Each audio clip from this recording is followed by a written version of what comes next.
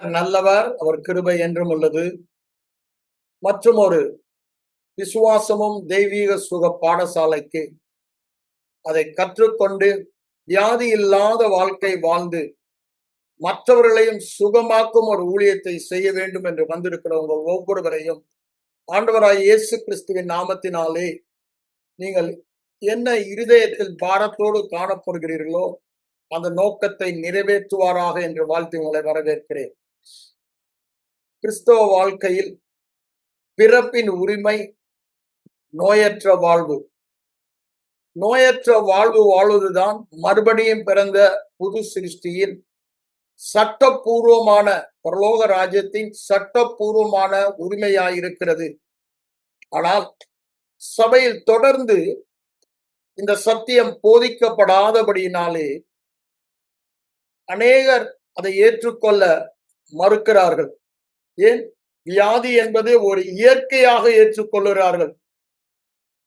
அது இயற்கை அல்ல. நாம் இயற்கையாகவே வியாதி இல்லாமல் வாழ தேவன் என்னென்ன தேவையோ அவைகளை சிலுவையிலே செய்து முடித்தார். ஆகவே வியாதியோடு வாழ்வது இயற்கை என்று போதிக்கிற போதனை பிசாசின் நயவஞ்சகத்தினால் சபைக்குள் வந்த பொய்யான போதனை. ஆகவே நாம் வியாதியை சாதாரணமாக எடுத்துக் கொள்ளக்கூடாது. நான் விசுவாசமும் தெய்வீக சுகமும் என்று ஆரம்பித்த நோக்கமே தேவ பிள்ளைகள் ஒருவர் கூட வியாதியோடு வாழக்கூடாது, நோயற்ற வாழ்வு வாழ வேண்டும். ஏன்? அது மறுபிறப்பிலே நமக்கு இலவசமாக ஏற்கனவே கொடுக்கப்பட்டு விட்டது. ஆகவே நான் ஏற்கனவே சொன்ன மாதிரி நான் வியாதியோடு வாழ்வதா சுகமோடு வாழ்வதா என்ற கேள்விக்கே இடம் இல்லை. என்னை எப்பொழுது குணமாக்குவார், நான் என்ன செய்ய வேண்டும், அந்த கேள்விக்கும் இடமில்லை. நாம் மறுபடியும் பிறக்கும் பொழுதே இயேசு கிறிஸ்துவின் சாயலிலே நாம் சிருஷ்டிக்கப்பட்டிருக்கிற புது சிருஷ்டி. ஆகவே மறுபிறப்பிலே இயேசுவின் சாயலில் சிருஷ்டிக்கப்பட்ட புது சிருஷ்டி அவர் இருக்கிற வண்ணமாகவே இருக்கிறோம். அப்படின்னா என்ன அர்த்தங்க? அவர் வியாதியோடு இருக்கிறாரா? இல்ல. அவர் அந்த தேவ சுகத்தில் நம்முடைய உள்ளான மனிதன் இருக்கிறார். இந்த உள்ளான மனிதனில் உள்ள சாயலை சரீர மண்டலத்தில் காண்பிப்பதுதான் நமது வேலை. அததான் பவுலடிகளார் ரோமர் 12:2 சொல்றாரு, உங்கள் மனம் மாறுகிறபடினாலே எப்படின்னா மறுரூபமாக வேண்டும் என்று சொல்லுகிறார். உள்ளான சாயலை வெளிப்படுத்த வேண்டும். அதை நீங்க பாத்தீங்கன்னா மத்தேயு 17ஆம் அதிகாரத்துல 3ஆம் வசனம் அப்படியே படிச்சு வந்தீங்கன்னாங்க, அவர் தம்முடைய மறுரூப மலையிலே 3 சீஷர்களுக்கும் தம்முடைய உள்ளான சாயலை வெளித்தோற்றத்தில் காண்பிப்பதை பார்க்கிறோம். அதேதான் நம்மையும் அவர் அதே வார்த்தை தான் அங்க யூஸ் பண்றது. அவர் மறுரூபமானார். அப்ப பாருங்க, அவர் தன்னுடைய உள்ளான சாயலை காண்கிற மண்டலத்தில் சீஷர்கள் என்று கண்டார்கள். அதேதான் நம்முடைய உள்ளான சாயலை காண்கிற மண்டலத்தில் காண்பிக்க வேண்டும் என்பதுதான் தேவனுடைய திட்டம். ஆனா நம்முடைய சாயலை நாம் சரீர கண்களால் காண முடியாதபடினால நம்ம எப்படிதான் இருக்கோம்? சரீர கண்களால் பார்ப்பதுதான் மெய் என்று நினைக்கிறோம். சரீர கண்களால் பார்ப்பது மெய்யல்ல. இவைகள் எல்லாம் வேதவசனம் சொல்லுது, தற்காலிகமானது. 2 கொரிந்தியர் 4ஆம் அதிகாரம் 17-18 வசனங்களை வாசினா அவை தற்காலிகமானது, நிலையானது உள்ளான ஆவி மனிதனின் சாயல் என்று சொல்லுகிறார். இவைகள் அதி சீக்கிரத்தில் நீங்கி போகும் என்று சொல்லுகிறார். அதை சொல்லும் பொழுது அதை என்ன சொல்றாரு, நாம் அந்த வெளி தோற்றத்தின் சாயலை பாராமல் உள்ளான ஆவி மனிதனில் எப்படி இருக்கிறோம் என்பதை பார்க்கும் பொழுது அந்த சாயலாகவே மாறுகிறோம் என்று அங்கு சொல்லுவதை பார்க்கிறோம். அதைதான் 2 கொரிந்தியர் 3:18 அவர் சொல்லுவதை பார்க்கிறோம். அப்ப பாருங்க, நாம் செய்ய வேண்டிய ஒரு காரியம் இருக்கிறது. அததான் உங்களுக்கு சொல்ல வருகிறேன். நாம் என்ன செய்ய வேண்டியது இருக்கிறது? நான் போன வாரமே சொன்னேன், முப்புரி நூல் சீக்கிரத்துல ஆறாதுன்னு. அது மாதிரி 3 காரியங்களை உங்களுக்கு சொன்னேன். தெய்வீக சுகத்தோடு வாழ்வதற்கும் மற்றவர்களை சுகப்படுத்துவதற்கும் தேவையான 3 காரியங்களை சொன்னேன். அது என்னன்னா, முதல்ல நாம் எதை கேட்கிறோம், இரண்டாவது நாம் எதை பார்க்கிறோம், மூன்றாவது நாம் எதை பேசுகிறோம். இந்த 3 காரியங்களை நான் சொன்னேன். நாம் கேட்பது, பார்ப்பது, பேசுவது நம்முடைய உள்ளான சாயலை வெளியே கொண்டு வரும் தேவனுடைய வழியாக இருக்கிறது. நாம் எதை கேட்கிறோமோ அந்த படம் தான் உள்ளே வரும். அதை தான் நாம் பார்ப்போம். நாம் எவ்வாறு நம்மை பார்க்கிறோமோ அவ்வாறுதான் நாம் வாழ்வோம். ஆகவேதான் கேட்பது மிகவும் முக்கியம். அடுத்ததாக நம்முடைய பார்வை, நாம் என்னவாக இருக்கிறோம் என்ற பார்வை, அந்த பார்வையின் நிறைவு நாள், இருதயத்தின் நிறைவு நாள் நாம் பேசுகிறோமே, நீ சொன்னபடியே ஆகும் என்று சொல்லுகிறார். வேறு விதத்தில் ஆண்டவர் சொல்லும் பொழுது, நீ இருதயத்தில் விசுவாசித்தபடி உனக்கு ஆகும் என்று சொல்லுகிறார். வேறு விதத்தில் சொல்ல வேண்டுமானால், நீ உள்ளான மனிதனில் உன்னை எவ்வாறு பார்க்கிறாயோ, சூழ்நிலையை பார்க்கிறாயோ அவ்வாறுதான் நீ வாழ்வாய் என்று சொல்லுகிறார். இது மாறாத பிரமாணம், தேவ ராஜ்யத்தின் பிரமாணம். ஒரு மனிதன் தன்னை எப்படி பார்க்கிறானோ அப்படிதான் வாழ்வான். அதற்கு மிஞ்சியும் வாழ முடியாது, குறைவாயும் வாழ முடியாது. அப்போ வியாதியோடு வியாதி இல்லாமல் வாழ்வது யாரை சார்ந்தது? இது 3மே நாம் செய்ய வேண்டிய காரியம் என்று வேதம் சொல்லுகிறது. தேவன் செய்ய வேண்டியதை ஏற்கனவே கல்வாரி சிலுவையில் அவர் செய்து முடித்து விட்டார். அவர் இனி செய்ய போவதில்லை, ஏற்கனவே செய்து விட்டார். ஆகவேதான் சத்தியம் சொல்லுகிறது, தழும்புகளால் நீங்கள் குணமானீர்கள். இயேசுதாமே நம்முடைய இன்ஃபார்மிட்டிஸை தமிழ்ல பலவீனங்கள் என்று போடப்பட்டு இருக்கிறது. ஏற்றுக்கொண்டு நோய்களை சுமந்தார். அவர் நம்முடைய வியாதிகளை ஏற்றுக்கொண்டு நோய்களை சுமந்தார் என்று சொல்லுகிறது.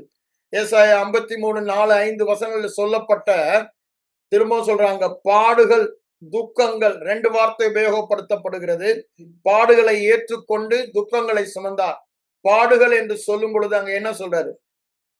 அந்த எபிரேய பதத்தின் அர்த்தம் கோலே. அந்த கோலே என்ற எபிரேய பதத்தின் அர்த்தம், அவர் நம்முடைய பலவீனங்களை, அத இங்கிலீஷ்ல சொல்லும் போது இன்ஃபர்மிட்டிஸ், நோய்களை ஏற்றுக்கொண்டு அவர் நம்முடைய வியாதிகளை சுமந்தார் என்று சொல்லுகிறார். அது என்ன?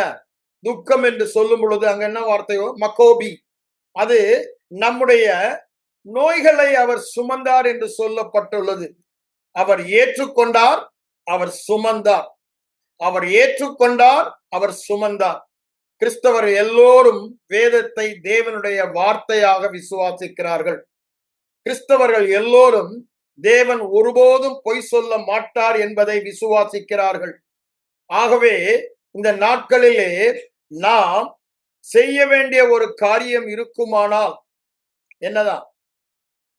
தேவன் என்ன சொல்லுகிறாரோ அதை அப்படியே ஏற்றுக்கொள்வதுதான் நம்முடைய வேலையா இருக்கிறது. ஆண்டவராய் இயேசு கிறிஸ்துவையும் பாருங்க, நீங்க மத்தேயு எழுதின சுவிசேஷம் 10ஆம் அதிகாரம் 34-35 வசனங்களை வாசிக்கும் பொழுது அவர் என்ன சொல்லுகிறார் என்பதை நாம் வாசித்து உங்களுக்கு ஏற்கனவே இதை சொல்லியிருக்க. ஆனா இது இருதயத்தில் ஆழமாக போக வேண்டிய காரியமானபடினால அதே attitude, you have to take the word of God as it is. அது என்ன சொல்லுகிறதோ அதை அப்படியே எடுத்துக்கொள்வதுதான் நம்முடைய வேலையா இருக்கிறது. அதற்கு வேறொரு அர்த்தத்தையோ வேறொரு காரியத்தையோ நாம் சொல்ல முடியாது. இயேசு அவர்களுக்கு பிரதியுத்தரமாக, நீங்கள் தேவர்களாய் இருக்கிறீர்கள் என்று நான் சொன்னேன் என்பதாய் வேதத்தில் எழுதவில்லையா? அப்போ அவருடைய கருத்து என்ன? வேதத்தில் உள்ளதெல்லாம், எழுதப்பட்டதெல்லாம் தேவன் சொன்ன காரியம், வேதத்தில் உள்ளதெல்லாம். அப்போ தழும்புகளால் குணமானீர்கள் என்று வேதம் சொன்னால் அது யார் சொல்லுகிறார்? தேவன் சொன்னது. ஒருவேளை இப்பொழுது நான் உங்களோடு பேசிக் கொண்டிருக்கலாம், அந்த வார்த்தையை சொல்லலாம். அதை எழுதின பேதுரு அடிகளார் பரிசுத்த ஆவியினால் ஏவப்பட்டு அதை எழுதியிருக்கலாம்.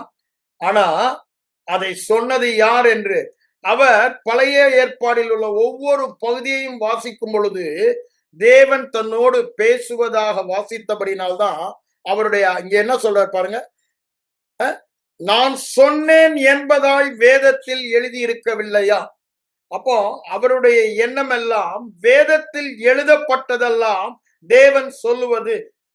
என்னுடைய வேலை தேவன் என்ன சொல்லுகிறாரோ அதை கேட்பது முதலாவது பிரதான வேலை. இரண்டாவது அதை பார்ப்பது, மூன்றாவது அதை பேசுவது. தேவன் என்ன சொன்னார் அதை கேட்பது, பார்ப்பது, பேசுவது. இதுதான் கிறிஸ்தவத்தின் மைய கருத்து. அததான் இங்க என்ன சொல்றாரு, அதற்கு நம்முடைய எண்ணம் எவ்வாறு இருக்க வேண்டும்?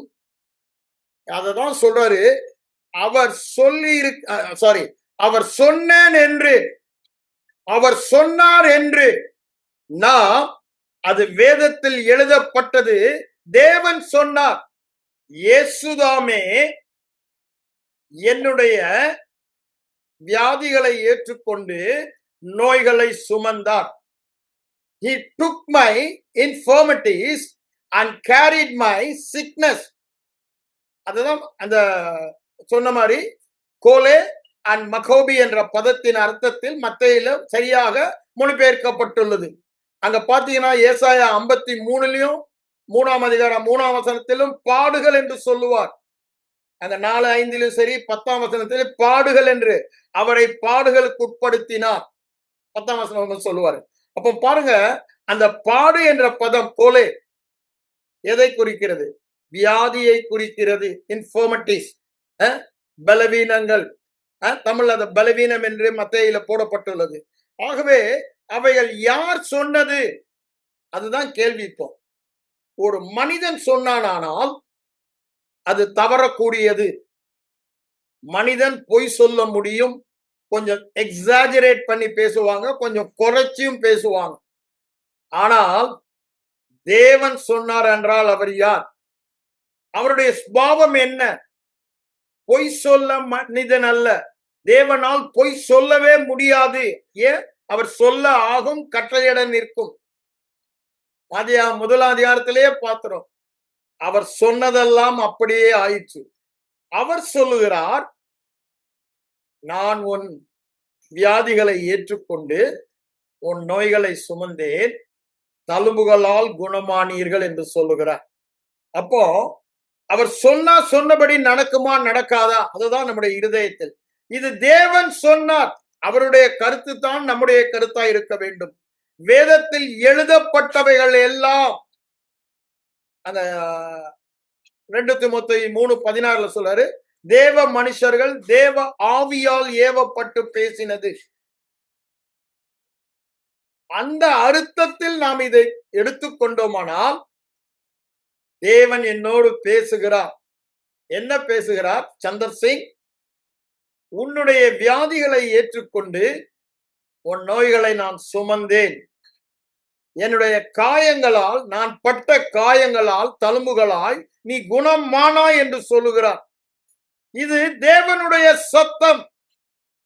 தேவன் சொல்லுகிறது நம்மை பார்த்து.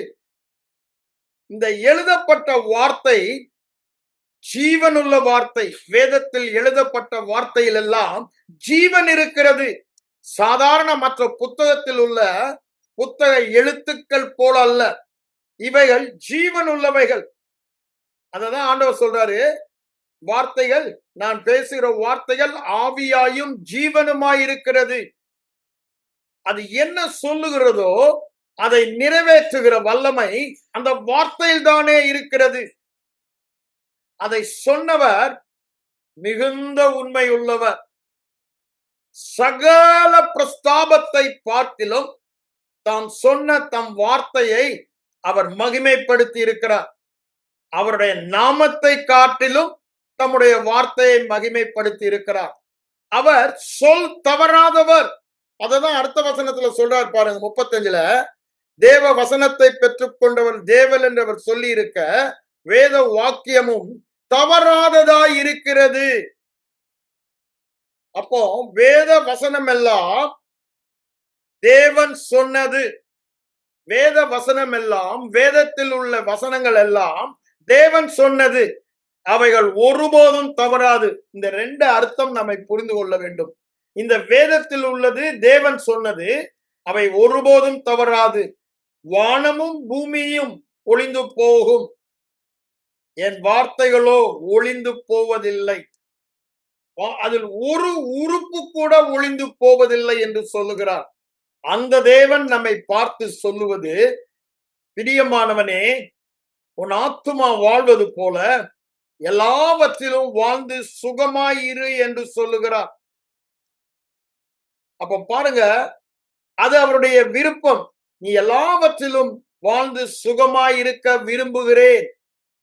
I wish above all things you be in health and prosper in all things. அதுதான் அவர் நம்மை பார்த்து சொல்லுவது. இது யார் சொல்லுகிறது? யோவான் அல்ல, தேவன் சொல்லி இருக்க, அது தவறாததா இருக்கிறது. திரும்ப சொல்றேன், இது தேவன் என்ன சொல்லி இருக்கிறாரு? உன் ஆத்துமா வாழ்வது போல எல்லாவற்றிலும் வாழ்ந்து நீ சுகமாயிருக்க விரும்புகிறேன் என்று சொன்னவர், அந்த வார்த்தை தவறாததா இருக்கிறது. எல்லாவற்றிலும் வாழ்ந்து சுகமாய் இருக்க அந்த வார்த்தையில் தானே வல்லமை இருக்கிறது. மரியாள் இது எப்படி ஆகும் என்று லூக்கா 1 அதிகாரம் அங்க 35, 36 வசனங்கள் வாசிக்கும் பொழுது, தேவதூதரை பார்த்து கேட்கும் பொழுது, அங்க தேவனிடமிருந்து அவளுக்கு வந்த பதில் என்ன? 1:37 என்ன சொல்றாரு? No word from God is void of power. தேவனிடத்திலிருந்து வருகிற வார்த்தை வல்லமை இல்லாமல் இல்லை. அது என்ன சொல்லுகிறதோ அதை நிறைவேற்றுகிற வல்லமை அந்த வார்த்தையிலே இருக்கிறது. அதனாலதான் எரேமியா 1:12 என்ன சொல்றாரு? I stand behind my word, watch over my word to perform it. ஆனா அங்க ஒரு கண்டிஷனை போடுறாரு, நீ சரியாய் பார்த்தபடியினாலே. நான் அதான் சொன்னேன், ரெண்டாவது இது, முதலாவது ஹியரிங். நீங்க எதை கேட்கிறீங்களோ அதுதான் இருதயத்துல படமாகும், அதுதான் உங்க பார்வையா இருக்கும், உங்களை பற்றி மற்ற உங்க சூழ்நிலைகளை பற்றி. அதை சரியாய் நாம் பார்க்கும் பொழுது, ஆவிமன் ஐம்புலன் அறிவினால் அல்ல, ஐம்புலன் அறிவினால் காண்பது இட்ஸ் a temporary one. ஆவி மண்டலத்தில் உள்ளதை காண்பது அதுதான் பரலோக ராஜ்யம். நமக்குள் வந்த பரலோக ராஜ்யத்தில் நாம் எப்படி இருக்கிறோம் என்பதை காண்பிக்கிறது தேவன் சொன்ன காரியங்கள். தேவன் அந்த மண்டலத்தை பார்த்து சொன்னவைகளை தேவதாசர்கள் வேதத்தில் எழுதி வைத்திருக்கிறார்கள். நம்முடைய வேலையெல்லாம் அவைகளை கேட்பது மாத்திரம். எதை கேட்க வேண்டும் என்பதை நாம் தெரிந்து கொள்ள வேண்டும். அவர் சொல்லுகிறார், ஜீவனையும் மரணத்தையும் உனக்கு முன்பாக வைக்கிறேன். மரணத்தை தெரிந்து கொள்ள போகிறோமா, ஜீவனை தெரிந்து கொள்ள போகிறோமா, நம்மை சார்ந்தது. ஜீவன் என்று சொல்லும் பொழுது நான் இப்பொழுது சொல்லுகிற சுகத்தை பற்றி சொல்லுகிறேன். இப்ப பாருங்க, தேவன் என்னை சுகமாக்கவில்லை என்று சொல்லுவதற்கு யாருக்குமே தகுதி இல்லை. எல்லாரையும் அவர் சுகமாக்கி விட்டார். சுகமாக்கினதை தெரிந்து கொள்ள வேண்டியது நம்முடைய கடமை. மனிதனை அவர் சிருஷ்டிக்கும் பொழுது தேவ சாயலிலே சிருஷ்டித்தார். அப்படின்னா என்ன அர்த்தங்க? He is in the image of God to choose by his own willpower. எந்த ஒரு காரியத்தையும் தெரிந்து கொள்ளும் அந்த சுய சித்தத்தோடு, சுய ஃப்ரீ வில், சுய சித்தத்தோடு மனிதனை ஏற்படுத்தினார். அந்த சித்தத்திற்குள் தேவனோ பிசாசோ வரவே முடியாது. அது அவனுடைய வில் பவர். அது அவனாக தெரிந்தெடுப்பது.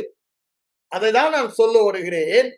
நீங்கள் வியாதியோடு வாழ்வதோ வியாதி இல்லாமல் வாழ்வதோ, நீங்கள் சுகமாக்கும் ஊழியத்தை செய்வதோ இல்ல வெறும் வேத வசனத்தை பிரசங்கிப்பதோ உங்களை சார்ந்ததா இருக்கிறது.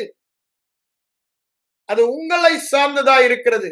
ஆனா இதை நாம் தெளிவாய் புரிந்து கொள்ள வேண்டியது, நாம் தெரிந்து கொள்ளவில்லை என்றால் தேவனாக வந்து நம்மை குணமாக்க மாட்டார்.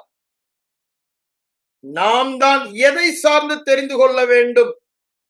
இந்த தெரிந்து கொள்ளுகிற ஆற்றல் ஐம்புலனை சார்ந்து நாம் வாழ்கிறபடினாலே நாம் இந்த உலகத்தில் வாழ்கிற எல்லா வாழ்க்கை பகுதிகளிலும் ஐம்புலனை சார்ந்தே தெரிந்து கொள்ளுகிறோம்.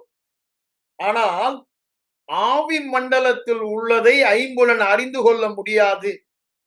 ஆகவேதான் நமக்கு வேத வசனமும் ஆவியானவரும் கொடுக்கப்பட்டிருக்கிறார்கள்.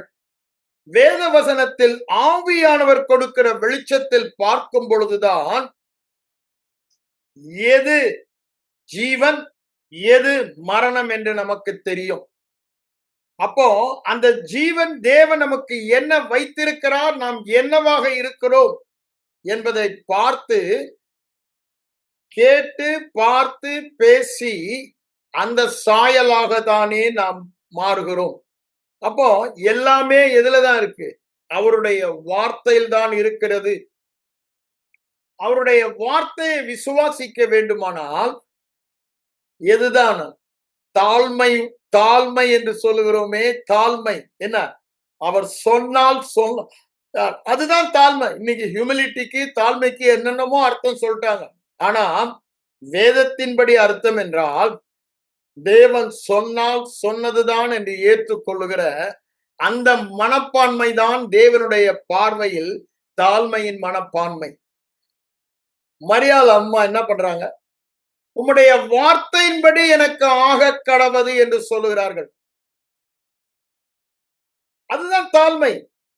உம்முடைய வார்த்தை அது சொன்னா சொன்னபடி ஆகட்டும், அந்த வார்த்தை தான் நான் ஏற்றுக்கொள்ளுகிறேன் என்று ஏற்றுக்கொள்வது.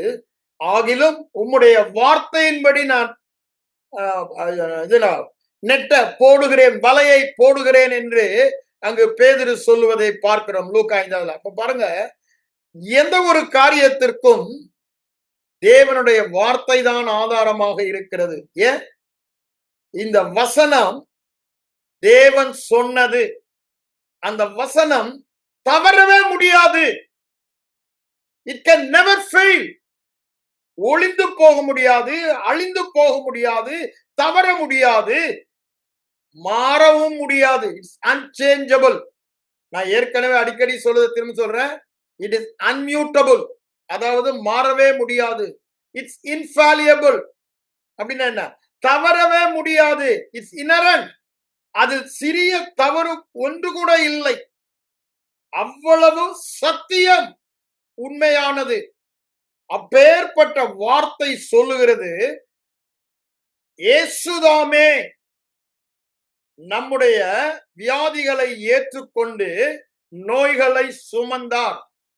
He took our infirmities and carried away our sickness. You are healed by his stripes. அவருடைய தழும்புகளால் குணமானீர்கள். இது என்றென்றுமாய் அவர் வானத்திலே ஸ்தாபித்தார். 119 சங்கீதம் 89 வசனத்துல சொல்லுகிறார், he has established it forever. நாம் சுகமானது அது ஏற்கனவே ஸ்தாபிக்கப்பட்டு நிர்ணயிக்கப்பட்டு வானத்தில் நிலைத்திருக்கிறது. அது ஒருபோதும் கீழே விழாது. தேவன் அனுப்பின காரியம் வாய்க்கும்படி செய்யும். ஏசாயா 55 10 11 வசனங்களை வாசிக்கும் பொழுது அது வெறுமையாய் திரும்புவதில்லை. தேவனுடைய வார்த்தை வானங்களில் நிலைத்திருக்கிறது. அது கீழே விழாது. அது அனுப்பின காரியம் வாய்க்காமல் தேவனிடம் திரும்பாது.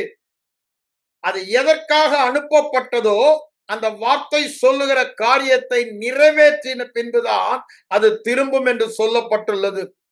அப்ப யோசித்து பாருங்க, தேவனுடைய வார்த்தை தேவன் சொன்னது இவ்வாறு இருக்கிறபடினால நாம் எப்படிதான் இருக்கிறோம்?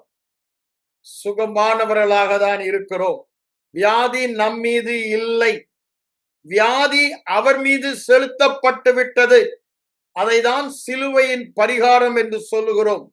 சிலுவையில் அவர் செய்த பாவ நிவர்த்தி போல, பாவத்திற்கு நிவாரணம் போல வியாதியையும் நிவர்த்தி செய்தார். ஒரே பரிகாரத்திலே பாவமும் வியாதியும் நிவர்த்தி செய்யப்பட்டது என்று, சாபமும் நிவர்த்தி செய்யப்பட்டது என்று வேதம் தெளிவாக நமக்கு சொல்லுகிறது. பாவ சாப ரோகம் நீக்கப்பட்டது. அப்போ பாருங்க, ஒரே பரிகாரம். ஆனா அந்த பரிகாரத்துல ஒரு பகுதியை நாம் ஏற்றுக்கொள்ளுகிறோம். ஆனால் மற்றொரு பகுதி, ஏன் மற்றொரு பகுதி ஏற்றுக்கொள்ள முடியல? அது கண்களால் காணக்கூடியது, சுகமானது. பாவம் மன்னிக்கப்பட்டது கண்களால் காண முடியாது. அதனால எல்லாரும் அதை ஏற்றுக்கொள்ளுகிறார்கள். அதை ஏற்றுக்கொள்வது சுலபம். ஆனால் அதுதான் பெரிய அற்புதமே. வியாதியிலிருந்து சுகமாவது சாதாரண சிறிய அற்புதம். ஆனா பெரிய அற்புதம் என்ன? பாவங்கள் எல்லாம் மன்னிக்கப்பட்ட நீதிமான் தேவனோடு உறவு கொள்ளுகிற அந்த பாக்கியம் பெற்றிருக்கிறோம். நான் இதை சொல்லும் பொழுது நீங்கள் தெளிவாக புரிந்து கொள்ள வேண்டும். தேவனுடைய வாயிலிருந்து புறப்படுகிற ஒவ்வொரு வார்த்தையினாலும் மனிதன் பிழைப்பான் என்று வேதம் சொல்லுகிறது. தேவனுடைய வாயிலிருந்து என்ன புறப்படுகிறது? இயேசுதாமே என் வியாதிகளை ஏற்றுக்கொண்டு he took my infirmities and carried my sickness, என் நோய்களை சுமந்தார். அவர் ஏற்றுக்கொண்டார், அவர் சுமந்தார், அவர் பட்ட காயங்களால் தழும்புகளால் நாம் குணமானோம். இது தேவனுடைய வாயிலிருந்து புறப்படுகிற வார்த்தை. வேத வசனங்கள் எல்லாம் தேவ மனிதர்கள் தேவ ஆவியால் ஏவப்பட்டு, ஆனா ஆங்கிலத்தில் சொல்லும் பொழுது இட்ஸ் காட் பிரீத், அப்படியே சொல்கிறார். அவருடைய சுவாசம் என்று சொல்லப்பட்டுள்ளது. அப்போ பாருங்க, அதிலே அந்த வல்லமை இருக்கிறது. ஆதாம் ஜீவா ஆத்மாவை அவருடைய சுவாசத்தை அவனுக்கு கொடுக்கும் பொழுது, அப்போ பாருங்க, அந்த உயிரை கொடுக்கிற சுவாசம் தேவனுடைய வார்த்தையிலே இருக்கிறது. அதனாலதான் ஆண்டவர் சொல்றாரு யோவான் 5:39, வேத வாக்கியங்களை ஆராய்ந்து பாருங்கள், அவைகளால் உங்களுக்கு ஜீவன் என்று எண்ணுகளே, என்னை பற்றி சாட்சியிடுபவர்களும் அவைகளே என்று சொல்லுகிறார். ஆனா அந்த யூதர்கள் அதை விசுவாசிக்கலையே. இயேசுவை ஏன் விசுவாசிக்கல? எப்படி நாம் இன்று சுகமானதை விசுவாசிக்கவில்லையோ அதே மாதிரிதான் அவங்க இயேசுவை சரீர மண்டலத்தில் வந்ததை விசுவாசிக்கவில்லை. காரணம் என்ன? அத கடைசி அந்த வசனம், அந்த 5ஆம் அதிகாரம் முடியும் போது என்ன சொல்றாரு? மோசேயே நீங்க அப்படின்னு, மோசேயினால் எழுதப்பட்டவைகளை, மோசே மூலமாக தேவன் உங்களுக்கு சொன்ன எழுதப்பட்டவைகளை நீங்கள் விசுவாசிக்காவிட்டால் நான் சொல்லுவதை எப்படி ஏற்றுக்கொள்வீர்கள்? அந்த 5ஆம் அதிகாரம் எடுங்க, கடைசி வசனத்தில் அவர் சொல்வதை பாருங்க. அதுதான் பிரச்சனையே. எழுதப்பட்ட வார்த்தையை விசுவாசிக்கவில்லை என்றால் தேவ வார்த்தை கேட்க முடியாது, சத்தம் கேட்க முடியாது. அந்த அர்த்தத்துல தான் அவர் அங்க சொல்லுவாரு. 5ஆம் அதிகாரம் கடைசி வசனம் பாருங்க, என்ன சொல்றாரு? அவன் எழுதின வாக்கியங்களை நீங்கள் விசுவாசியாமல் இருந்தால் நான் சொல்லுகிற வசனங்களை எப்படி விசுவாசிப்பீர்கள்? முதல்ல என்ன சொல்லுறாரு? அவர் அனுப்பினவரை நீங்கள் விசுவாசியாதபடியினாலே என்னுடைய வார்த்தைகளை நீங்கள் இருதயத்திலே வைத்து விசுவாசிப்பதில்லை என்று சொல்லுகிறார். இங்கே என்ன சொல்லுகிறார்? எழுதின வார்த்தைகளை நீங்கள் விசுவாசியாதபடினால் நான் சொல்லுகிற சத்தத்தை கேட்டு எப்படி விசுவாசிப்பீர்கள் என்று சொல்லுகிறார். ஒன்று தெளிவாக தெரிந்து கொள்ள வேண்டும். நாம் மறுபடியும் பிறந்த அந்நாளிலே தேவன் நித்தியமாக நமக்குள்ளே வந்து விட்டார். அதான சொல்றாரு. நம்ம யோவான் 14ஆம் அதிகாரத்துல பாக்குறோம். 3ஆம் வசனத்துல சொல்லிடுறாரு, நான் போய் ஒரு இடத்தை உங்களுக்கு ஆயத்தம் பண்ண போகிறேன். ஆயத்தம் பண்ணின பண்பு நான் இருக்கும் இடத்தில் நீங்கள் என்றென்றும் இருக்கும்படி உங்களை என்னோடு சேர்த்துக் கொள்ளுவேன் என்று சொல்லுகிறார். அதே 16ஆம் வசனம் வரும்பொழுது என்ன சொல்றாரு? சத்திய ஆவியாகிய தேற்றரவாளன் அவர் என்றென்றுமாய் உங்களோடு இருப்பார் என்று சொல்லுகிறார். ஆனா நம்ம எல்லாம் என்ன நினைக்கிறோம்? ஏதோ கோயில்ல சர்ச்சுக்கு போகும்போதுதான் அந்த பிரசன்னம் என்று நினைக்கிறோம். ஆனால் தேவன் நம்மை வேத வசனை சார்ந்து விசுவாசிக்க சொல்லுகிறார். ஏன் இதை நான் சொல்ல வருகிறேன்? அந்த ஒரு காரியத்தை நாம் விசுவாசித்தால் போதும் கிறிஸ்தவ வாழ்க்கை, வெற்றி வாழ்க்கைக்கு. அததான் அப்போஸ்தலர் 10:38 என்ன சொல்றாரு? நசரனாகிய இயேசுவை தேவன் பரிசுத்த ஆவியினாலும் வல்லமையினாலும் அபிஷேகித்தார். தேவன் அவரோடு கூட இருந்தபடியினால் வியாதியின் பிசாசின் பிடியில் அகப்பட்ட அனைவரையும் நன்மை செய்கிறவராய், பிசாசின் பிடியில் அகப்பட்ட அனைவரையும் சுகமாக்குகிறவராய் சுற்றி திரிந்தார். அங்க என்ன காரணம் சொல்றாரு? தேவன் அவரோடு கூட இருந்தார். இப்பொழுது இங்கே என்ன சொல்லுகிறாரு? யோவான் 14 அதிகாரத்துக்கு வாங்க. அவர் லூக்கா 4 அதிகாரத்துல என்ன சொல்றாரு? கர்த்தருடைய ஆவியாகிய ஆவியானவர் என் மேல் இருக்கிறார். எதற்கு என் மேல் இருக்கிறார்? வியாதி உள்ளவர்களை குணமாக்க என்று சொல்லுகிறார். இங்க பாருங்க, 14 அதிகாரத்துல நான் இடத்தை ஆயத்தம் பண்ணின பின்பு நீங்களும் அதை செய்வீங்கன்னு தான் 14:12 சொல்றாரு. என்னை விசுவாசிக்கிறவன் நான் செய்த கிரியைகள் மேலானவனை செய்வான். நான் பிதாவினிடத்தில் போய் பரிசுத்த ஆவியை உங்களுக்கு அனுப்புகிறபடினான்றார். அதை சொல்லிட்டு தான் 16ஆம் வசனம் வரும்போது என்ன சொல்றார் பாருங்க, என்னென்றைக்கும் உங்களுடனே கூட இருக்கும்படி தேற்றரவாளனை தந்தருள்வார். எல்லா கிறிஸ்தவர்களும் எப்படி எனக்குள்ள இயேசுவானவர் வந்துவிட்டார் என்று விசுவாசிக்கிறாங்க, இயேசுவானவர் எல்லாரையும் குணமாக்குகிறவர் என்று விசுவாசிக்கிறாங்க. இது மூளை அறிவில் அவர்களுடைய சொந்த விசுவாசத்தில், திரும்ப சொல்றேன், மனித விசுவாசத்தில், மனித எண்ணத்தில் அதை கருதுகிறார்கள். இருதய விசுவாசம் கிடையாது. ஏன்? அந்த விசுவாசம் இருதயத்தில் என்னது? அவர் எனக்குள் என்றென்றுமாய் இருக்கிறார், உலகத்தின் கடைசி பரியந்தம் உங்களோடு இருப்பேன் என்றவர், உங்களை விட்டு விலகுவதும் இல்லை, உங்களை கைவிடுவதும் இல்லை என்று சொன்னவர் எப்பொழுதும் என்னோடு கூட இருக்கிறார். அது மனதளவில் இருக்கிறது, இருதய விசுவாசமாகவில்லை. இருதய விசுவாசமாய் இருந்தால் நன்மை செய்கிறவராய், வியாதியில் அகப்பட்ட அனைவரையும் சுகமாக்குகிறவர்களாய் காணப்படுவோம். இது வேதத்தில் எழுதப்பட்டது, தவறாதது, அது தேவன் சொன்னது, பொய் சொல்ல முடியாதது என்று இருதயத்தில் விசுவாசித்தால், brother, I'm not able to feel God's presence, அந்த வார்த்தை வராது. ஏன்? ஐம்புலன் உணர்வினால நமக்குள் வாழ்பவரை நாம் காணவும் முடியாது, உணரவும் முடியாது. ஆனால் வேத வசனத்தின் ஆதாரத்தில், பரிசுத்த ஆவியானவர் வெளிச்சத்தில் அவரை நாம் அறிய முடியும். அததான் அங்க சொல்றார் பாருங்க. அடுத்த வசனத்துல என்ன சொல்றார் பாருங்க, 16ல இதை சொல்லிட்டு, உலகம் அவரை காணாமலும் அறியாமலும் இருக்கிறபடியால் அவரை பெற்றுக்கொள்ள மாட்டாது. அவர் உங்களுக்குள்ளே வாசம் பண்ணி உங்களுக்குள்ளே இருப்பதால் நீங்கள் அவரை அறிவீர்கள். அங்க இயேசுவானவர் அரும்பெரும் காரியங்களை செய்வதை பார்க்கிறோம். அப்படிதானே? நன்மை செய்கிறவராய், வியாதியில் அகப்பட்டவரை குணமாக்குவராய், பிசாசின் பிடியில் அகப்பட்டவர்களை விடுதலை செய்கிறவராய் சுற்றித் திரிகிறார் என்றால் அதன் காரணம் அங்கு என்ன சொல்லுகிறார்? தேவன் அவரோடு கூட இருந்தபடியினால். ஐயா, உங்களோடும் என்னோடும் தேவன் இருக்கிறார் என்றுதான் வேதம் சொல்ல, அவரோடு மாத்திரம் அல்ல. ஆனால் அவர் வாழ்ந்த வாழ்க்கையை நாம் வாழவில்லை.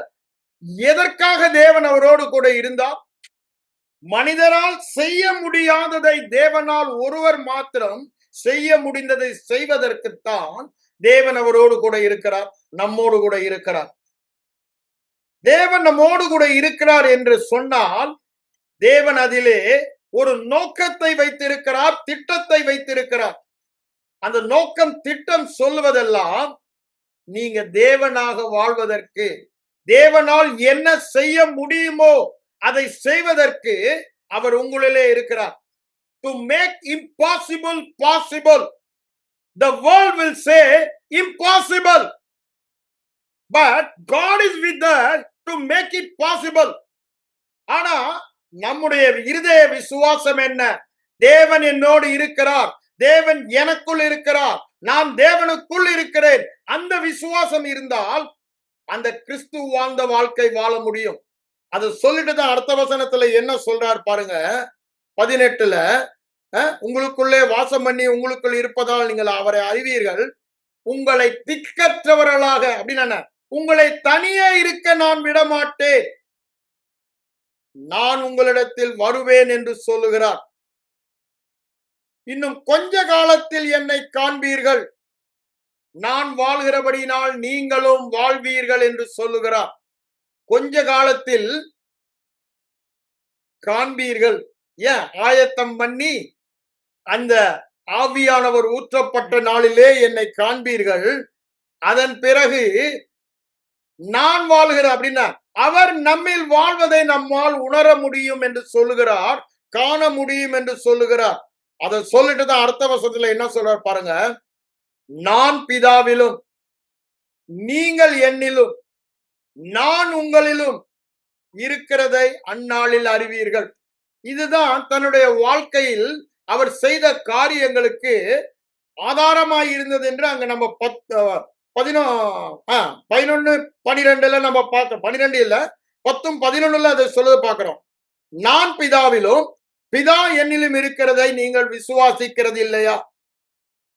அதாவது ஒரு சந்தேகமே இல்லாம திரும்பவும் சொல்றேன், அவர் மனித குமாரனாக வந்தார்.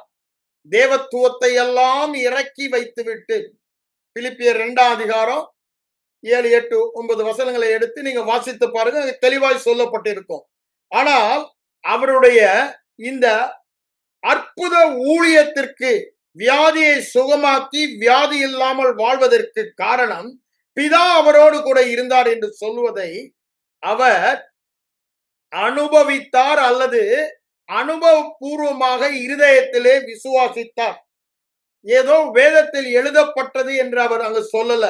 61ஆம் ஏசாயா 61 படிக்கும் பொழுது அது தன்னை குறித்து எழுதப்பட்டது என்று அவரை அறிக்கை செய்து ஊழியத்தை ஆரம்பிப்பதை பார்க்கிறோம். வேதவசனத்திலே சொல்லப்படுவது அவர் செய்த காரியம் அவர் செய்யவில்லை, மனித சரீரத்திலே அவர் செய்யவில்லை, அவரோடு கூட வாழ்ந்த பிதாவாகிய தேவன் செய்தார். அப்போஸ்தலர் 2ஆம் அதிகாரம் 21, 22 வசனங்களை பாருங்க. அவர் மூலமாக அற்புதங்களை செய்தார் என்றுதான் சொல்லப்பட்டுள்ளது பிதாவாகிய தேவன். இங்க என்ன சொல்றார் பாருங்க, 11:10 அதை சொல்லிட்டு நீங்கள் விசுவாசிக்கிறது இல்லையா? அவர் என்னுள்ள இருக்கிறனால நான் பேசுறதெல்லாம் அவர் தான் பேசுறாரு, நான் செய்கிறதெல்லாம் அவர் தான் செய்கிறாரு. அதை சொல்லிட்டு தான் நான் பிதாவிலும் பிதா என்னிலும் இருக்கிறதை நம்புங்கள், அப்படி இல்லாவிட்டாலும் என் கிரிகளை நிமித்தமாவது விசுவாசம். அப்ப பாருங்க, அவருடைய இருதய விசுவாசமே அந்த வியாதி இல்லாத வாழ்க்கை வாழ்வதற்கும் சுகமாக்கும் ஊழியம் செய்வதற்கும் ஆதாரம் என்ன? நான் பிதாவிலும் பிதா என்னிலும் இருக்கிறார். அந்த இடத்துல தானே நம்ம இருக்கோம். இப்போ வாசனை 20ஆம் வசனத்துல அவர் பிதாவிலும் அவர் என்னிலும் நான் அவரிலும் இருக்கிறேன் என்றால் திரியேக தேவனே நமக்குள் வந்து விட்டார், நாம் திரியேக தேவனுக்குள் இருக்கிறோம். அந்த உணர்வோடு. ஆனா ஆண்டவராய் இயேசு கிறிஸ்துவின் வாழ்க்கையை பாருங்க, அவர் வேத வசனத்தில் எழுதப்பட்ட வார்த்தையை சார்ந்து அந்த கான்சியஸ்னஸ், அந்த சத்தியத்தின் வெளிப்பாட்டிலே வெளிச்சத்திலே வாழ்ந்தார் என்று பார்க்கிறோம். நீங்க யோவான் எழுதின சுவிசேஷத்துல பாத்தீங்கன்னா அது தெளிவாய் திரும்ப திரும்ப சொல்வாரு. அதுதான் அவருடைய விசுவாச வாழ்க்கையை பார்க்க வேண்டுமானால் அற்புதங்களை நாம் மற்ற சுவிசேஷங்களில் பார்க்கலாம். அந்த அற்புதத்திற்கு ஆதாரமாயிருந்த அவருடைய விசுவாச வாழ்க்கையை பார்த்தீங்கன்னா அவருடைய விசுவாசம் எல்லாம் நான் தனியே இல்லை, நானும் பிதாவும் ஒன்றாய் இருக்கிறோம். நமக்கு கொடுக்கப்பட்ட அதே பாக்கியம், அதுதான் எல்லாவற்றுக்கும் காரணம் என்று சொல்லுகிறார். 5ஆம் அதிகாரத்துல பாத்தீங்கன்னா அவர் அங்க என்ன சொல்றாரு, அங்க 38 வருஷமா வியாதியாய் இருப்பவனை உன் படுக்கையை எடுத்துக்கொண்டு நட என்று சொல்லி அவன் நடந்து அந்த அற்புதம் நடந்த பிறகு அவர் என்ன சொல்லுகிறார் என்று பாருங்க. 5ஆம் அதிகாரத்துக்கு வாங்க. அங்க என்ன சொல்லுகிறார்? 17ஆம் வசனத்துல என் பிதா அவரை, அதுக்கு முன்னால அவர் இது செஞ்சதுனால அவர் மேல ரொம்ப கோபமா அவரை கொலை செய்யணும்னு அவங்க பிளான் பண்றாங்க. அப்ப ஆண்டவர் சொல்றாரு, இயேசு அவர்களை நோக்கி, என் பிதா இதுவரைக்கும் கிரியை செய்கிறார், நான் செய்யல. நான் வியாதி இல்லாம வாழ முடியாது மனிதன். ஆனா எனக்குள்ள ஒருத்தர் இருக்கார். அவருடைய வல்லமை வியாதியை மேற்கொள்ளுகிற வல்லமை, மரணத்தை வியாதியை ஜெயித்த வல்லமை அவர் எனக்குள்ளே இருக்கிறார். அப்ப நான் வியாதி இல்லாம வாழ்வதும் வியாதியஸ்தலை சுகமாக்குவதும் என்னுடைய வல்லமையோ என்னுடைய திறமையோ என்னுடைய பக்தியோ அல்ல. அதுதானே சொல்றாரு பவுல், பேதுரு. அப்போஸ்தலர் 3ஆம் அதிகாரம் 16ஆம் வசனத்துல 12, 16 வாசித்து பாருங்க. அங்க அவர் சொல்லலாம். இங்க இயேசு அதை சொல்லுகிறார். பிதா அது செய்தது நான் அல்ல, பிதா செய்கிறார். ஆகவே அவர் வாழ்கிறபடியினால் நாமும் வாழ்வோம் என்று சொன்னாரு. அததான் இங்க சொல்றாரு. ஆனா அவருக்கும் நமக்கும் உள்ள வித்தியாசம், அவர் லிட்டரலா தேவ வார்த்தையை தனக்கு சொந்தப்படுத்தி எடுத்துக்கொண்டார். உங்களை திக்கற்றவர்களாய் தனியே இருக்க விடேன், என்றென்றுமாய் உங்களோடு கூட இருப்பேன். அந்த நாளிலே நான் உங்களிலும் நீங்கள் எங்களிலும் பிதாவிலும் இருப்பதை அறிவில் என்று சொன்னத எழுதப்பட்ட வார்த்தையை மாத்திரம் சார்ந்து அவர் எடுத்துக்கொண்டார். அவர் ஐம்புலன் அறிவினால் அதை பார்த்ததினால் அல்ல, அவர் தேவகுமாரனாய் இருந்தபடினால் அல்ல, அவர் மனுஷகுமாரனாய் இருந்தார். வேத வசனத்தை மாத்திரம் சார்ந்து அவருடைய வாயின் அறிக்கை அவ்வாறு காணப்பட்டது. அவர் ஐம்புலன் அறிவினால் அதை காணவே இல்லை. ஆனால் விசுவாசத்தினால், அப்படின்னு ஆவியில் கொடுக்கப்பட்ட அந்த வெளிப்பாட்டினால் அவர் சிறு வயதிலிருந்து தியான புருஷனாக இருந்தார். நீங்க லூக்கா 2ஆம் அதிகாரத்துல பாத்தீங்கன்னா, என் தகப்பனுக்கு அடுத்த வேளை நான் இருக்க வேண்டாமா, அந்த 52ஆம் வசனம் வாசிக்கும் பொழுது, I should be after the business of my father. எங்க வேத வசனத்துல 12 வயதுல தரோவா பெரிய வேத பண்டிதர்களோடு கலந்து ஆலோசிப்பதை பார்க்கிறார். அப்ப அவங்க பெற்றோருக்கு அவர் சொல்ற பதில பார்க்கிறோம். ஏன்? His focus was only on the word. அதுதான் தன்னுடைய பிதா தனக்கு கொடுத்த பிரதான வேலை என்று சிறு வயதில் இருந்து அவர் செய்து கொண்டிருந்தார். ஆகவே அந்த வசனத்தை தேவன் தன்னோடு பேசுகிற வசனமாக எடுத்துக்கொண்டவர். ஆவியானவரின் அபிஷேகம் தனக்குள் வந்ததும் அவர் தன்மேல் வந்து இறங்கினதை அவர் வேத வசனத்தை சார்ந்து லூக்கா 4ஆம் அதிகாரம் 18ஆம் வசனத்துல, இன்று உங்கள் காதுகள் கேட்க இது நிறைவேறிற்று. ஏசாயா 51ல சொல்லப்பட்ட தீர்க்க தரிசனம் நம்மை குறித்தும் அவரை குறித்தும் சொல்லப்பட்டதுதான். வேதத்தில் அவரை குறித்து எழுதப்பட்டதெல்லாம் நம்மை குறித்தும் எழுதப்பட்டது. அததான் இங்க என்ன சொல்றார் பாருங்க, பிதா கிரியை செய்கிறார். இத நான் குணமாக்கல, அததான் சொல்றாரு. உடனே தான் அவங்க என்ன சொல்றாங்க, நீ பிதாவுக்கு உனக்கு சமமாக்கின்றனால உன்னை கல்லெறின்றான்றாரு. அப்பதான் அவர் என்ன சொல்றார் பாருங்க, அவரை நோக்கி மெய்யாகவே மெய்யாகவே உங்களுக்கு சொல்லுகிறேன், பிதா செய்ய குமாரன் காண்கிறது எதுவோ அதே அல்லாமல் குமாரனால் ஒன்றும் செய்ய முடியாது.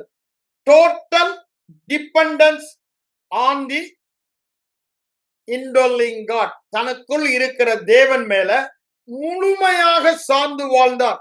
என்னில் தானே நான் எதையுமே செய்ய முடியாது. அங்க இங்க இந்த வசனம் 19லயும் சொல்றாரு, 30லயும் சொல்றாரு. லூக்கா அது 8ஆம் அதிகாரத்திலும் 29ஆம் வசனம் வரும்போது சொல்லுவார். எல்லா இடங்களும் அதான் சொல்றாரா. அப்படின்னா என்ன காண்பிக்கிறாரு? அவருடைய தாழ்மை. He was surrendering himself completely out of his humility. Surrender எதை காண்பிக்குது? அவருடைய தாழ்மை. நான் பண்ண எல்லாம் அவர்தான், பேசுகிறது அவர்தான், எனக்கு காண்பிப்பது அவர்தான், என் மூலம் கிரியை செய்பவர். அதை தான் அவர் இங்க சொல்லுகிறார். அதை சொல்லிட்டு தான் பாருங்க, நீங்க 8ஆம் அதிகாரத்துக்கு பாருங்க, அங்கேயும் அதை நாம் அவர் சொல்லுவதை நாம் பார்க்கலாம். 8ல நீங்க 16ஆம் வசனத்தை முதல்ல வாசிக்கிறேன், அப்புறம் நான் 26 உங்களுக்கு காண்பிக்கிறேன். அவர் என்ன சொல்றார் பாருங்க, நான் தனித்து இருக்கவில்லை. நானும் என்னை அனுப்பின பிதாவுமாய் இருக்கிறோம். ஏன் இதெல்லாம் நான் சொல்றேன்னா, இதெல்லாம் நாம் தினமும் அறிக்கை பண்ண வேண்டிய வார்த்தை. நானும் பிதாவுமாக இருக்கிறோம், நானும் பரிசுத்த ஆவியானவருமாய் இருக்கிறோம், நானும் கிறிஸ்துவாமாய் இருக்கிறோம். நான் தனியே இல்லை. அப்படிதானே? நான் தனியே இல்லை, நானும் அவருமாக இருக்கிறோம். அப்படிதானே? நம்ம ஜெகோவா ஷம்மா அப்படின்னு அவரை ஆராதிக்கிறோம். அப்படின்னா என்ன அர்த்தங்க?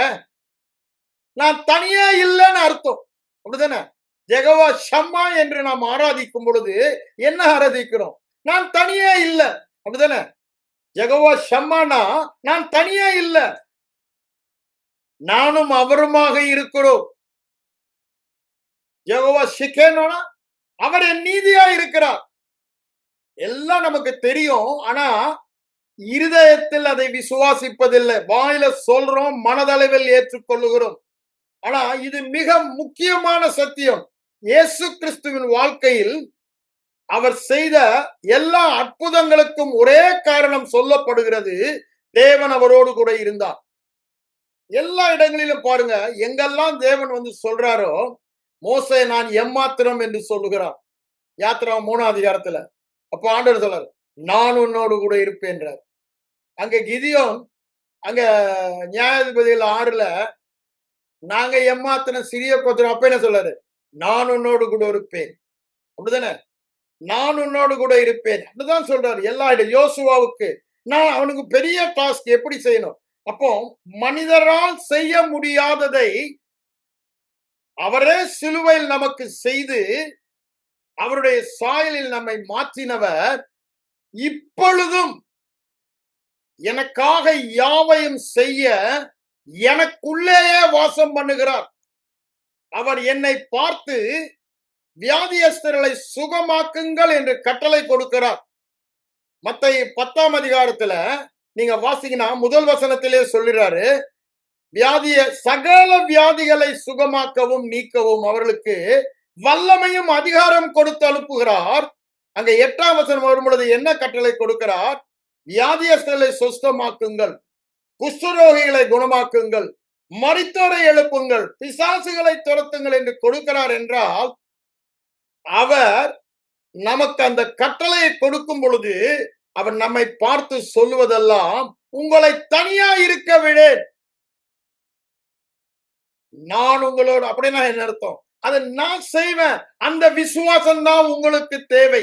அவர் நம்மோடு கூட இருக்கிற பிரசன்னத்தை விசுவாசத்தினால் நாம் அனுபவிக்க வேண்டும், தரிசித்தால். ஆனா நீங்க சபை ஏனோ தரிசித்தே தேவ பிரசன்னத்தில் வாழ விரும்புகிறது. ஆராதனைக்கு சொல்ல வேண்டும், ஒரு நல்ல ஒரு வர்ஷிப். அப்படிதானே? நல்ல பிரசன்ஸ உணர்ந்தப்பா. அந்த எது அது? ஐம்புலன் அறிவுனால, அவுட் ஆஃப் த ஃபீலிங்ஸ். தேவனை நாம் தரிசித்து வாழ்பவர்கள் அல்ல. மோசேயை பற்றி சொல்லுகிறது என்ன? காணக்கூடாதவரை காண்கிறது போல கண்டான். அதுதான் விசுவாசம். எனக்குள் இருப்பவரை என்னால் காண முடியாது. மகிமையின் நம்பிக்கையாக அவர் எனக்குள் இருக்கிறார். உலகத்தில் இருப்பவனிலும் எனக்குள் இருப்பவர் பெரியவர்.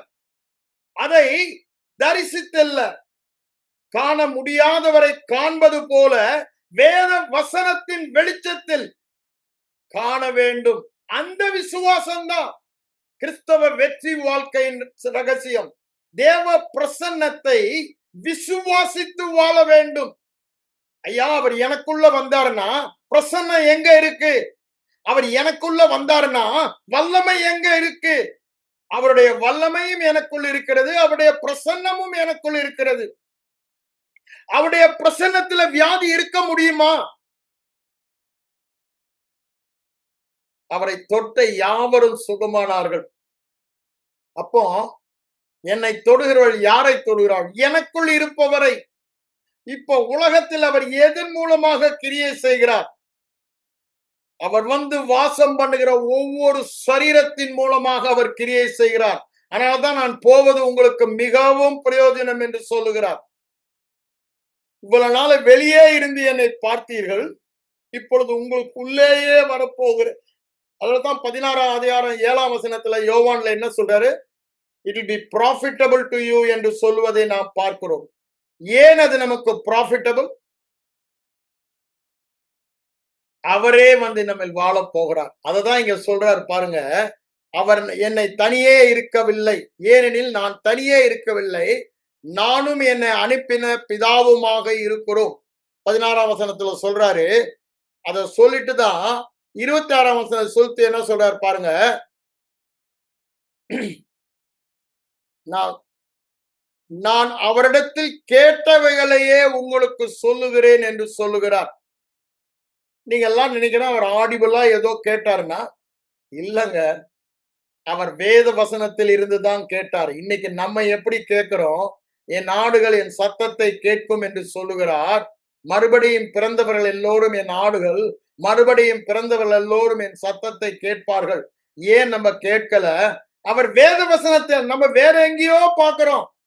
அவர் வேத வசனத்தில் இருந்துதான், எழுதப்பட்ட வார்த்தைகளில் இருந்துதான் நம்மோடு பேசுபவர். எழுதப்பட்ட வார்த்தைகளை தேவன் என்னோடு பேசுகிறார் என்று விசுவாசிக்கவில்லை என்றால் அவருடைய சத்தம் எப்படி கேட்க முடியும்? அதுதான் நாங்க நம்ம பார்த்த 5ஆம் அதிகாரம் முடியும் பொழுது அப்படித்தானே முடிக்கிறாரு. அதான் இங்க என்ன சொல்றாரு பாருங்க. நான் அவருடைய சத்தத்தை கேட்கிறபடினால் அதை தான் நான் பேசுகிறேன்னு சொல்றாரு. அதை சொல்லிட்டு என்ன சொல்றாரு பாருங்க. 28லயும் அதை சொல்றாரு. என் பிதா எனக்கு போதித்தபடியே சொன்னேன் என்று அறிவீர்கள் என்று சொல்லுகிறார். நாம் பேசினதெல்லாம் அவர் பேசுகிறார். நான் அல்ல, அவரே என்னில் வாழ்கிறார், அவரே பார்க்கிறார், அவரே பேசுகிறார், அவரே கிரியை செய்கிறார். அதுதான் திரும்ப திரும்ப சொல்றார். 29 என்ன சொல்றார் பாருங்க. என்னை அனுப்பினவர் என்னோடு கூட இருக்கிறார். எப்பொழுதும் திரும்ப திரும்ப அவருடைய அறிக்கை இது பாருங்க. என்னை தனியே நான் தனியே இல்லை என்று சொல், நானும் பிதாவுமாக இருக்கிறோம். இங்க என்ன சொல்றாரு? என்னை அனுப்பினவர் என்னோடு கூட இருக்கிறார். என்னை அனுப்பினவர் என்னோடு கூட இருக்கிறார். பிதாவுக்கு பிரியமானவரை செய்கிறபடியால் என்னை தனியே இருக்க விடவில்லை. I will not leave you orphan. அதுதானே சொல்றாரு. உங்களை தனியே இருக்க விட மாட்டேன், உங்களை தனித்து விட மாட்டேன், நான் உங்களோடு கூட இருப்பேன் என்று சொல்லுகிறார்.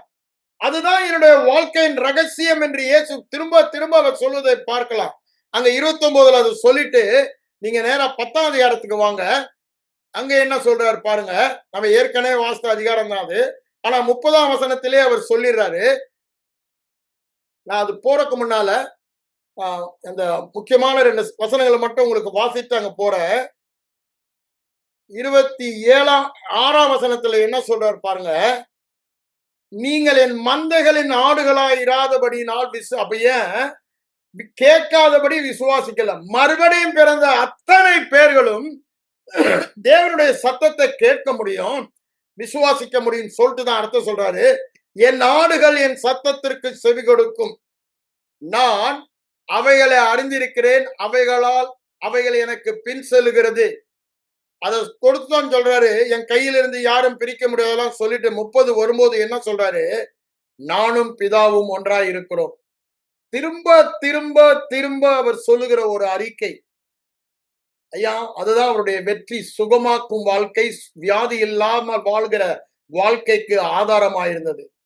நசரேனாகிய இயேசுவை தேவன் பரிசுத்த ஆவியினாலும் வல்லமையினாலும் அபிஷேகம் பண்ணினார்.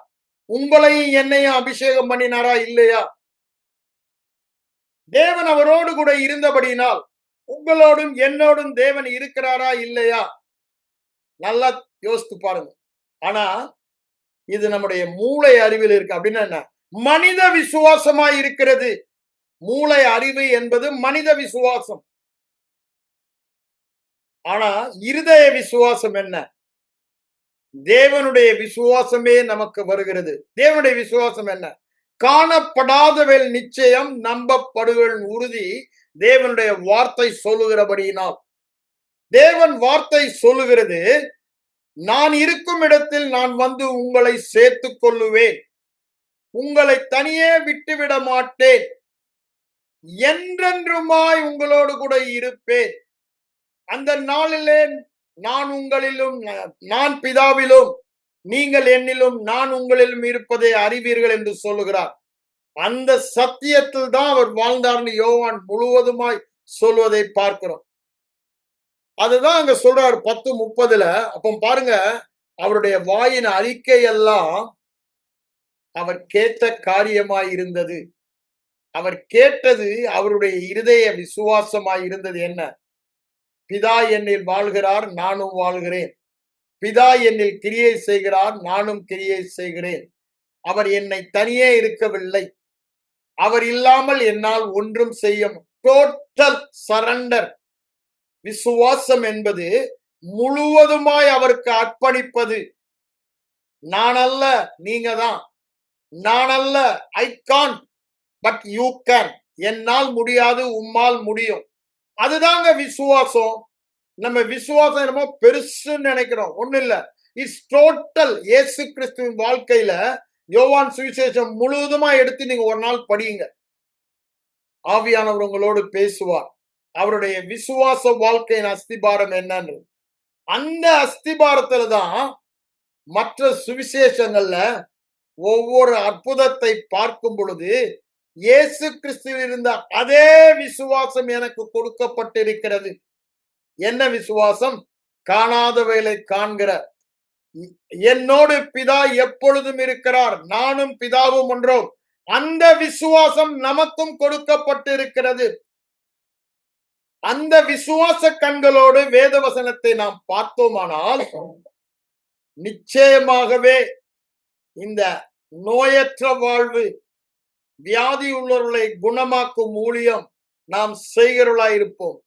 எப்பொழுதும் தேவ பிரசன்னத்தை உணர வேண்டுமானால் நம்முடைய வாயினாலே எவைகளை சொல்லுகிறோமோ அவைகளை கேட்கிறபடியினால் அதுவே நம்முடைய இருதய படமாக வேண்டும். இயேசு கிறிஸ்துவின் இருதய படம் அதான் இருந்தது. அது இருதயத்தின் நிறைவினால் அவர் வாய் பேசுவதை பார்க்கிறோம். திரும்ப உங்களுக்கு நினைப்பூட்டுகிறேன் இந்த 3 காரியங்களை. என்ன? நீங்கள் எதை கேட்கிறீர்கள்? உங்கள் இருதயத்திலே எதை பார்க்கிறீர்கள்? இருதய நிறைவினால் எதை பேசுகிறீர்கள்? What you here, what you see, what you speak. இந்த 3 காரியங்கள் தான் உங்கள் கிறிஸ்தவ விசுவாச வெற்றி வாழ்க்கையின் அஸ்திபாரமாய் இருக்கிறது. இந்த அஸ்திபாரத்திற்கு தேவனுடைய மாறாத நித்திய வார்த்தை மேல் நாம் வைக்கிற விசுவாசம். ஐம்புலன் அறிவு அல்ல. ஐம்புலன் அறிவு சொல்லும் நீ தனியா இருக்கிறாய், உனக்கு உதவி செய்வார் யாரும் இல்லை, ஆண்டவரின் வியாதியை உன்னை குணமாக்க மாட்டார், உன்னால போய் வியாதியை குணமாக்க முடியாது. இது ஐம்புலன் அறிவினால் பிசாசு பேசுவான். ஆனால் தேவன் பேசுவது தேவ வார்த்தையிலிருந்து நம் ஆவியிலே பேசுவார். ஆவியிலே அவர் சொல்லுவது உங்களால் கூடாத காரியம் ஒன்றும் இராது. ஏன்? என்னுடைய விசுவாசத்தையே உங்களுக்கு வைத்து போகிறேன். எதை வைத்து போகிறார்? சமாதானத்தை என்று சொல்லும் பொழுது அதில் விசுவாசமும் அடங்கி இருக்கிறது. அவருடைய சாராம்சமே நமக்கு வைத்தனா அவரே நமக்குள் வந்து விட்டார். இப்பொழுது நம்முடைய விசுவாசம் அவருடைய விசுவாசம். ஏன்? அவர் நமக்குள் இருக்கிறார். நான் தனியே இல்லை, நான் தனியே இல்லை, நானும் அவருமாக இருக்கிறோம். ஒரு 100 தடவை சொல்லிதான் பாருங்களேன். I am not alone. I and Christ are one. நானும் கிறிஸ்துவும் ஒரே ஆவியா இருக்கிறோம். நான் கிறிஸ்துவுக்குள் இருக்கிறேன், கிறிஸ்து எனக்குள் இருக்கிறார். நாங்கள் இருவரும் ஒன்றாய் இருக்கிறோம். பிதாவும் நானும் ஒன்றாய் இருக்கிறோம். கிறிஸ்துவும் நானும் ஒன்றாய் இருக்கிறோம். ஆவியானவரும் நானும் ஒன்றாய் இருக்கிறோம். சொல்லி பாருங்களேன், உங்க விசுவாசம் எப்படி காணப்படும். அப்போ வியாதியை பார்த்து சந்தேகப்படுவீங்களா, பயப்படுவீங்களா? உங்களுக்குள்ள அவர் இருக்கிறார் என்ற விசுவாசம் வந்தா வியாதி ஓடி மறையும். நீங்க யார் மேல கை வைத்தாலும் சுகமாவார்கள். எந்த வியாதியஸ்தரை பார்த்து நீங்க பேசும் பொழுது எனக்குள் இருக்கிறவர் பேசுகிறார், எனக்குள் இருக்கிறவர் கிரியை செய்கிறார். அந்த விசுவாசத்தில் இயேசுவானவர் சுவிசேஷத்தில் செயல்பட்ட அதே விசுவாசம் நமக்கு கொடுக்கப்பட்டு இருக்கிறது. அந்த விசுவாசத்தில் நாம் வாழும் பொழுது தேவனுடைய சித்தம், தேவன் நமக்கு கொடுக்கப்பட்ட காரியங்களை நிறைவேற்றுவது சுலபமா What is impossible became possible. Why? That is why he was given. அதற்குத்தான் அவர் நமக்கு கொடுக்கப்பட்டார். அவர் நமக்குள் வந்ததே நம்மால் முடியாததை செய்யும்படி அவர் வந்தார். நம்மால் முடியாததை செய்யும்படி அவர் வந்தார். வேற காரணமே வேதவசனம் சொல்லல. அப்ப பாருங்க, what is impossible became possible all because he came inside me. I am in him, I became one with him. இதுதான் ரகசியம். அததான் அவர் அங்க சுவிசேஷம் யோவான்ல திரும்ப திரும்ப சொல்லிக் கொண்டிருக்கிறார். நீங்க அதை கொஞ்சம் திரும்ப எடுத்து படிச்சு, நிறைய வசனங்கள் உண்டு. நாம் அறிக்கை செய்ய வேண்டிய வசனங்கள் எல்லாம் அவர் என்ன அறிக்கை செய்தார் என்று பார்த்து அதை எடுத்து எழுதி அறிக்கை பண்ணுங்க. நீங்க நினைக்கலாம் அவர் தேவ குமாரனாய் இருந்தபடினால், அப்படி இல்ல. அவர் மனித குமாரனாக இருந்தார். அவையெல்லாம் அவருடைய விசுவாச அறிக்கை. அந்த விசுவாச அறிக்கை அவருடைய இருதயத்தின் படம். அந்த இருதயத்தின் படம் அவர் வேத வசனத்தில் தேவனுடைய சத்தத்தை கேட்டது. எழுதப்பட்ட வார்த்தையை, தேவ சத்தத்தை கேட்டு விசுவாசித்தார். எழுதப்பட்ட வார்த்தையை கேட்டு விசுவாசியாதவர்கள் தேவ சத்தத்தை கேட்க முடியாது என்று சொல்லுகிறார். எழுதப்பட்ட வார்த்தையை கேட்பவர்கள் தான் விசுவாசிப்பவர்கள், தேவ சத்தத்தை கேட்பவர்கள். எழுதப்பட்ட வார்த்தையில் தேவ சத்தம், அதாவது logos word should become a rhema word. அதற்குத்தான் தியானம் என்று சொல்கிறோம். இந்த ஒரு சத்தியத்தை நீங்கள் அறிந்து கொண்டீர்களானால் வியாதி இல்லாத வாழ்க்கை மாத்திரமல்ல, ஒரு வெற்றியுள்ள வாழ்க்கை, தோல்வியே இல்லாத, அப்படிதானே, குறைவே இல்லாத நிறைவுள்ள வாழ்க்கை, பரிபூரண விருத்தியின் வாழ்க்கை. தேவன் எவ்வாறு வாழ முடியும் என்று உங்களால் கணக்கு பார்க்க முடிகிறதோ அந்த அளவு, அதுக்கு எல்லையே இல்லை. அப்படிதானே, தேவனுடைய இதுக்கு அளவில்லாத ஒரு வாழ்க்கை வாழ முடியும். அந்த அளவில்லாத ஆவியானவர் அபிஷேகம் தான் நமக்கு கொடுக்கப்பட்டிருக்கிறது.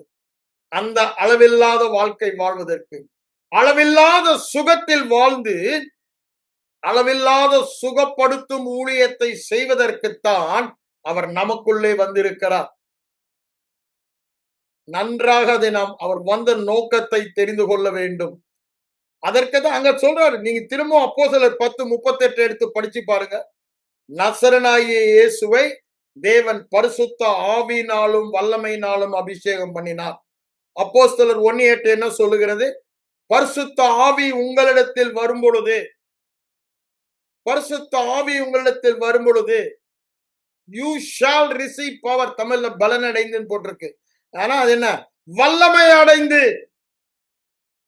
பூமியின் கடைசி பரியந்தம் தேவன் உயிரோடு இருக்கிறார், எனக்குள்ளே இருக்கிறார். அவர் மரித்த கிறிஸ்து அல்ல, அவர் உயிரோடு இருக்கிறார், எனக்குள்ளே வாழ்கிறார் என்பதற்கு சாட்சிகளாய் இருப்பீர்கள். அதனாலதான் சொல்றாரு, உன்னதத்தில் இருந்து வரும் வல்லமை என்ன? அவர் உங்களிடத்தில் வரும் பொழுது உன்னதத்தின் வல்லமையால் நீங்கள் நிரப்பப்படுகிறீர்கள். இந்த வல்லமை எந்த வியாதியையும் மேற்கொள்ளுகிற வல்லமை, எந்த தோல்வியையும் தரித்திரத்தையும் பிசாசின் கிரியைகளையும் ஏற்கனவே ஜெயித்த வல்லமை. அந்த வல்லமை இயேசு கிறிஸ்துவை உயிரோடு எழுப்பின வல்லமை. அதுதான் 8:11 என்ன சொல்ற ரோமர்ல, இயேசு கிறிஸ்துவை மரித்தோர்ந்து உயிரோடு எழுப்பினவருடைய ஆவி உங்களில் வாசமாயிருந்தால், இயேசுவை மரித்தோர்ந்து உயிரோடு எழுப்பின அதே ஆவியானவர் உங்கள் வியாதிக்கு ஏதுவான சரீரங்களை சுகமாக்குவது எவ்வளவு நிச்சயம் என்று அங்கு அவர் சொல்லுவதை நாம் பார்க்கிறோம். வேதவசனம் என்ன சொல்லுகிறது? அவர் நமக்குள் வரும் பொழுது உயிரோடு எழுப்புகிற வல்லமையோடு, அப்படின்னு ஜீவனை கொடுக்கிற வல்லமையோடு. 1 கொரிந்தியர் 15:45 சொல்றாருல, ஜீவனை, லைஃப் கிவிங் ஸ்பிரிட். நமக்குள் வந்த தேவன் ஜீவன் தருபவர். அவர் நம்முடைய சரீரத்துக்கு ஜீவன் தருவது மாத்திரமல்ல, நம்மிலிருந்து ஜீவ தண்ணீர் உள்ளதில் புறப்பட்டு அந்த நதி போகும் இடமெல்லாம் சுகமாக்கும் என்று சொல்லுகிறார். கண்களை மூடி ஜெபிப்போம். எங்கள் அன்பின் பரலோக பிதாவே, இந்த இரவுகளுக்காக உம்மை நன்றியோடு சோத்திரிக்கிறோம். ஆண்டவரே, ஆண்டவரே, நாங்க தேவ வார்த்தை எல்லாம் தேவன் எங்களுக்கு சொல்லி எழுதப்பட்ட வார்த்தைகள். அவைகள் ஒருபோதும் தவறுவதில்லை. ஏனென்றால் அது தேவன் சொன்னது என்று வேதத்தின் ஒவ்வொரு வார்த்தையும் படிக்க, விசேஷமாக இந்த நாளில் நீர் எங்களுக்கு சொன்னது போல, ஆண்டவரே, உங்களை திக்கற்றவர்களாக விடேன், தனியே இருக்க விடேன், என்றென்றுமாய் உங்களோடு கூட இருப்பேன். நான் பிதாவிலும் நீங்கள் என்னிலும் நான் உங்களிலும் இருப்பதை அறிவீர்கள் என்று சொன்னீர் ஆண்டவரே. அதை நாங்கள் இருதயத்திலே விசுவாசிக்கிறபடினால நீர் செய்த கிரியைகளையும் நாங்கள் செய்வோம், அதற்கு மேலான வேலை செய்வோம் என்பதையும் நாங்கள் இருதயத்தில் விசுவாசித்து உமக்கு நன்றி சொல்லுகிறோம்.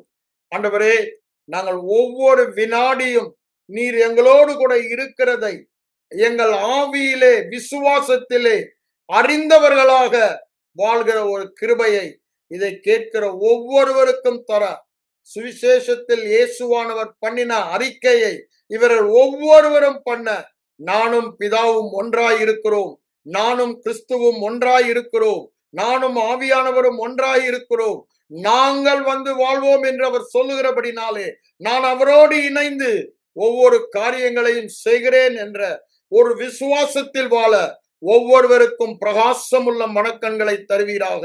இயேசுவின் மூலம் ஜெபம் கேளும் பிதாவே, ஆமென்.